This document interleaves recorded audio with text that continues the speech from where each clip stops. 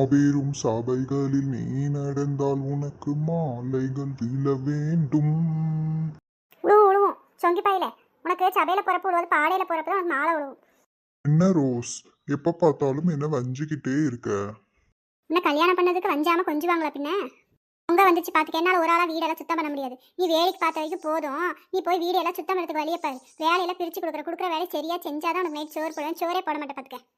Rose, என்ன பார்த்தா heavy work பண்ற மாதிரியா இருக்கு. எனக்கு தகுந்த மாதிரி லேசா ஒர்க் கொடுக்கணும், என்ன சரியா? என்னால என்னத்தாயா முடியும்? நல்லா ஆக்கி ஆக்கி கொட்ட திங்கிறத எங்க போகுதுன்னே தெரியல. எப்ப பார்த்தா சொங்கி பையனாட்ட சொங்கியே கிடைக்கேன். ஊர்ல இருக்கிற ஆமைகளே எப்படி இருக்காங்க, நீ எப்படி இருக்கிற? என்ன கொண்டு வந்து உன் தலையில கட்டி வச்சுட்டாங்க. மார்கழி மாசத்துல குளிரும் பனிலையும் போய் நான் விளக்கு போட்டேன் ஆண்டாள் கணக்கா. கடந்த பெருமாள் மாதிரி புருஷன் கிடைப்பாருன்னு போட்டேன். கடைசியில் பார்த்தா இந்த சொங்கி பையன் புருஷன் வந்து கிடைச்சிருக்கான். என்ன எங்கத்த போய் இந்த கதையை சொல்ல? சரி புலம்பாத ரோஸ், உனக்கு என்ன வேலை செய்யணும்? உடப்பு கட்டாங்க வச்சு எடுத்து போய் வீட்டை போயிருக்கு முன்னே அதை சரியான்னு பார்ப்போம். அப்புறம் மற்ற வேலையெல்லாம் சொல்லுவேன்.